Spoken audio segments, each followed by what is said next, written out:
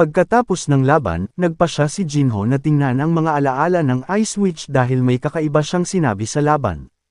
Tinanong siya ni Frost kung ano iyon, at sinabi ni Jinho na binanggit ng Ice Witch ang salitang, ang mga taong iyon, at agad ginamit ni Jinho ang Confession of the Dead. Gumagawa ang Ice Witch ng potion pero nang biglang may bumisita sa kanya at binati siya. Nagtanong ang Ice Witch kung sino siya at inatake niya ito dahil sa pagtapak sa kanyang teritoryo. Ang Fiend ay hindi napahanga at binasag niya ang mga yelo. Ipinakilala niya ang kanyang sarili bilang isang magic wilderness na gumagala sa paghahanap ng mga halimaw na tulad niya, at siya rin ang ikalima sa Nine Heavens. Ang kanyang pangalan ay si Isaac Dor. Nagulat si Frost nang sinabi ni Jinho na isa sa Nine Heavens ang Fiend na iyon. Sinabi ni Jinho na narinig lamang niya ang mga usap-usapin tungkol kay Isaac, at hindi pa niya ito nakita. Nagtanong si Frost kung paano nagkasama ang mga manlalaro at Fiend sa Nine Heavens. Sinabi sa kanya ni Jinho na ang Nine Heavens ay nabuo kamakailan lamang. Ang unang tao na tumawag sa kanyang sarili bilang God of Heavens, ay isang Fiend 11 taon na ang nakakaraan. Noong una, akala ng lahat ay baliw siya at pinagtatawanan siya. Hindi niya ito natiis at pinatay ang bawat isa sa kanila. Ito ay isang impyerno para sa kanyang pagpapakilala. Umakyat siya sa bundok ng mga katawan at nagpahayag na siya ay ang Fiend God. Mula sa sandaling iyon, naging malakas ang Fiend Association. Ang nakakagulat na pangyayaring ito ay sapat na upang magdulot ng kaguluhan sa lahat. Ang mga Fiend sa una at ikalawang palapag, ay mas naging matatag. Ang ilang makapangyarihang player ay nanindigan laban sa Fiend God para pigilan ito, ang Lightning God, ang pangalawang God of Heavens, sumunod si Yaka na mula sa Dokkaebi Guild, at ang Sword Saint mula sa Silent Moon Guild, at ang iba pa na pinatunayan ang kanilang posisyon bilang mga gods, upang mabuo ang Nine Heavens. Pagkatapos ng 5 taon na nakalilipas, lumitaw ang Fiend God sa kabisera ng Ruben Empire, na handang durugan ang mga bagong elite.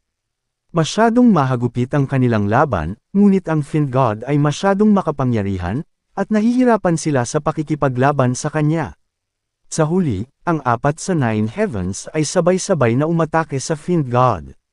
Kung ang Fiend God ay medyo malakas noon, ang lahat ng Nine Heavens ay na-wipe out na siguro. Ang subordinate ng Fiend God na tinatawag na si Valencia Citrin, ay tinalo ang mga pagod na Nine Heavens at umalis kaagad kasama ang Fiend God, na labis na nasugatan. Kinilala rin si Valencia Citrin bilang isang Diyos. Maya-maya pa ay nakaupo na si Jinho sa railings, nanunood ng fireworks at iniisip na ginamit na ng Nine Heavens ang lahat ng kanilang lakas at hindi pa rin napigilan ang Fiend God. Iniisip niya na ang Fiend God ay hindi pa kumikilos mula noon, pero hindi dahil ito ay nagpapagaling. Bago pa maglaho, nagpahayag ang Fiend God ng pagbabalik niya sa loob ng 6 na taon, kaya mas mabuting maghanda sila. Kaya naman kailangang lumakas ni Jinho, maaaring mawasak ang mundo dahil lamang sa isang tao. Tinanong ni Wu Jun si Jinho kung nakapagdesisyon na ba siya, kung ano ang ipapagawa niya sa mga dwarfs. Sumagot si Jinho na may naisip siyang armas. Tinanong ni Wu Jun kung higit ba ito sa isa ang hinihiling niya. Sinabi ni Jinho na hindi nila sinabing isa lang ang mahihiling niya. Sumang-ayon naman si Wu Jun sa kanya at umaasang makakarating siya sa 3 palapag. Nagtanong si Jinho kung ano ang mga kondisyon sa pagpasok para sa 3 palapag. Sinabi ni Wu Jun na hindi niya maihahayag ang mga ito kahit na gusto niya, at sinabi kay Jinho na alalahanin na ito ay parang pangyayari sa Cave of Trials. Naintindihan naman ni Jinho ang dahilan niya. Sinabi sa kanya ni Wu Jun na may mga floor master sa bawat odd number na palapag. Ang Frost Queen ang huling boss monster ng unang palapag, at ang ikalawang palapag ay walang anumang panghuling boss monster.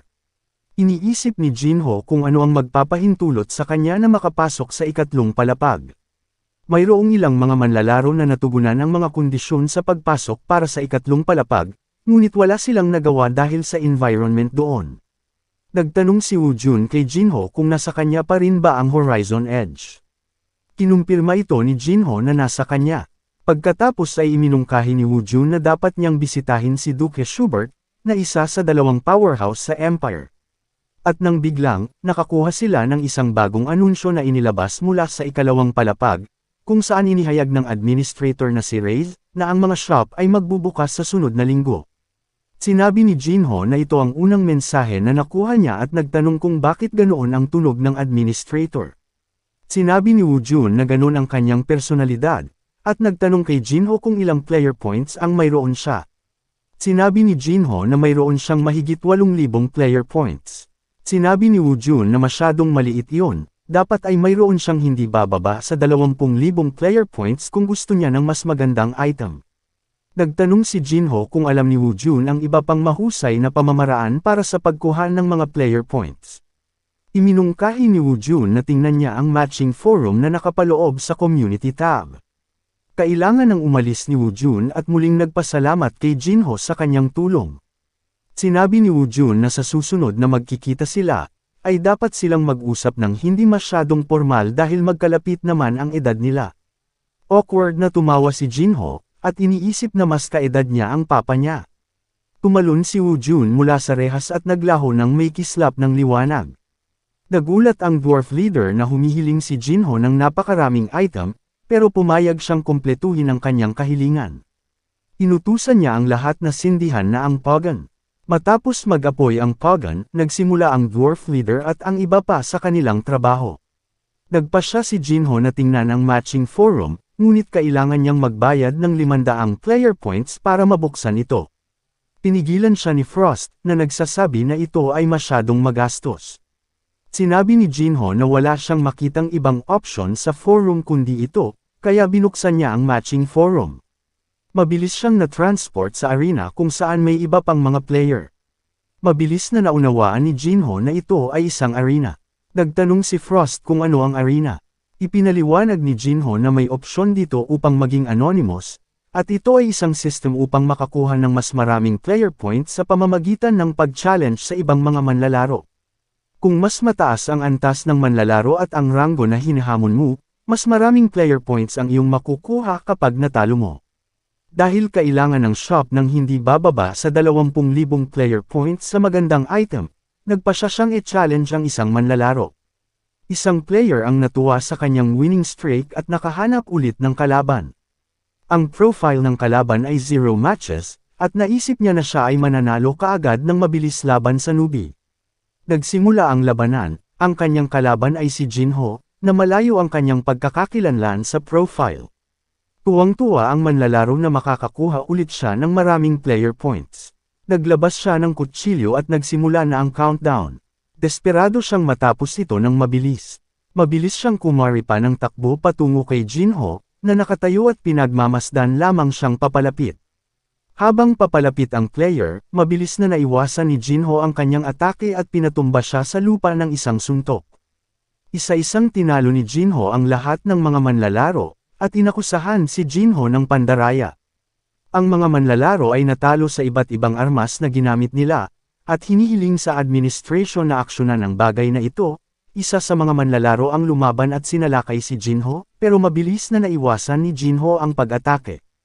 Sinubukan muli ng manlalaro, pero nakita ni Jinho ang isang pagkakataon at binaril siya. Mabilis niyang natalo ang mga kalaban at nanalo sa bawat round. Naghihintay si Jinho ng susunod na kalaban, pero wala pang tumatanggap sa kanyang challenge. Sinabi ni Frost na siya'y inakusahan ng pandaraya ngayon. Nagtanong si Frost kung ilang player points ang itinuturing na mayaman. Sinabi ni Jinho na baka nasa 10 million siguro. Habang nag-uusap sila, bigla siyang nakatanggap ng mensahe mula kay Administrator Reyes, na gustong makipagkita sa kanya. Mabilis silang na-teleport kay Administrator Rey. Napakaraming mensahe ang nagrereklamo sa mga kinikilos ni Jinho. Tinanong siya ni Rey kung ano ang ginagawa niya at bakit siya pinagkakaguluhan. Hindi man lang daw siya makatulog dahil sa madaming mensaheng natatanggap niya. Pinalapit niya si Jinho at sinabing iimbestigahan siya kung nanloloko siya. Tiningnan niya ang profile at nalaman na Jinho ang pangalan niya mula sa South Korea. Nagulat si Rey nang malaman na nasa 50 years old na siya, at sinabing napakahusay naman ng plastic surgery sa Earth. Nalaman ni Rey ang kanyang achievement na tinalo ang boss monster sa unang palapag, 26 na taon na ang nakararaan. Sa kanya napagtanto na si Spectre ang tumalo sa Frost Queen. At nagtanong si Rey kung siya si Spectre. Sinabi ni Frost na hindi man lang niya namalayan na siya ang Frost Queen. Namangha si Rey nang makilala ang isa sa 5 heroes, at sinabi niya na ang maliit na spirit ay ang Frost Queen. Pinalaan siya ni Frost na huwag siyang tatawagin ng ganyan. Hiniling ni Ray kay Jinho na i-clear ang 10th floor para makapag-retiro na siya. Humingi siya ng paumanhin sa biglaang pagtawag sa kanya at sinabing babawi siya dito. Nagtanong si Jinho kung paano siya makakabawi. Sinabi ni Ray na dahil malapit nang magbukas ang shop, pinayuhan niya siyang mang-alap ng 800,000 player points. Sinabi ni Jinho na susubukan niya ang kanyang makakaya. Sinabi ni Ray na kung makakakuha siya ng ganoong karaming puntos, makakabili siya ng isang bagay na talagang kawili-wili. Sa Dokkaebi Guild, nagtitimpla si Yuna ng kape nang marinig niyang nag-uusap ang mga katrabaho niya tungkol sa isang player. Sinasabi nila na ang isang player na may unbreakable streak, ay talagang hindi nandadaya at kinumpirma ito ng administration. Ang iba ay humanga sa kanyang tagumpay. Nagtanong si Yuna kung ano ang pinag-uusapan nila. Ipinaliwanag nila na may isang baguhan na tumalo sa mga level 120 na mga player at pinaghihinalaang nandaraya siya. Dagdag pa nila, level 76 ang player na ito at may winning streak na 27. Namangha si Yuna dito. Mabilis niyang hinamon ng laban si Jinho, hindi niya narinig na hinugot niya ang kanyang espada. Talagang nagulat si Yuna kung level 76 nga ba siya. Nagsimula na ang laban, at mabilis na sinugod ni Jinho si Yuna. Siya ay humanga at mabilis na pinainit ang lupa. Nakita niya ang sobrang bilis nito. Mabilis na inihampas ni Jinho ang kanyang espada sa apoy. Nagulat si Yuna sa kanyang mga galaw. Pagkatapos ay napagtanto niya na kailangan niyang umiwas ng mabilis. Ginamit niya ang kanyang kakayahan at pinalihis ang pag-atake. Level 76 lamang ang kalaban niya kaya hindi siya pwedeng matalo. Ngunit biglang, ang espada ay nasa mukha na niya. Natigilan siya at nakaramdam ng pagkadismaya. Pinigyan siya ni Jinho ng isa pang pagkakataon. Galit na galit si Yuna, sinabing siya ang team leader ng Dokkaebi Guild. Mas seryoso siya sa pagkakataon na ito. Ginamit niya ang kanyang kakayahan na ignas sa pag-atake sa pamamagitan ng fireballs, pero mabilis na nakaiwas si Jinho. Isang malaking pagsabog ng apoy ang nangyari pero nagawa ni Jinho makaligtas doon. Mabilis na lumapit si Yuna para umatake, ngunit muli itong naiwasan ni Jinho. Nagpakawala ulit siya ng maraming pag-atake ng apoy na nagustuhan niya ang laban, at sinabayan siya ni Jinho sa mga galaw niya. Pagkatapos ay mabilis na binago ni Yuna ang trajectory ng kanyang katawan para makakuha ng balanse. Natamba si Yuna pero mabilis na nagpakawala siya ng mga fireballs. Ngunit na-slash lamang ni Jinho ang mga fireball. Naunawaan kaagad ni Yuna na isa talaga siyang halimaw. Nagtanong si Jinho kung kilala niya si Spectre. Sinabi ni Yuna na siya ang taong tinitingala niya. Sinabi naman ni Jinho kaya pala magkatulad ang fighting style niya. Pinayuhan siya ni Jinho na kapag siya ay nasa opens iba gamit ang elemental na kasanayan, hindi siya dapat mag-alala tungkol sa depensa, na pinapatigas lamang ang kanyang paggalaw, at pati na rin ang paggamit ng mga normal na pag-atake habang naka-activate ang elemental na kasanayan. Nagtanong si Yuna kung bakit niya sinasabi ito sa kanya, na isang ganap siyang estranghero. Sinabi ni Jinho na dahil cute siya. Na-flatter si Yuna at sumuko sa laban, at nakatanggap si Jinho ng 180,000 puntos. Nagpasalamat siya sa payo nito, at lumabas na sa battlefield. Sa wakas ay nakakolekta na si Jinho ng mahigit 800,000 puntos, at magbubukas na ang shop sa loob ng 1 oras. Nagpasya siyang tawagan si Skaya, pero mabilis na pinigilan ni Frost si Jinho na tawagan si Skaya. Narinig ni Skaya ang boses ni Frost, at nandito pala siya. Nagtanong si Jinho kung kamusta ang meeting niya kay Shin. Sinabi niya na naging maayos lang at iniisip na papatayin niya ito sa lalong madaling panahon.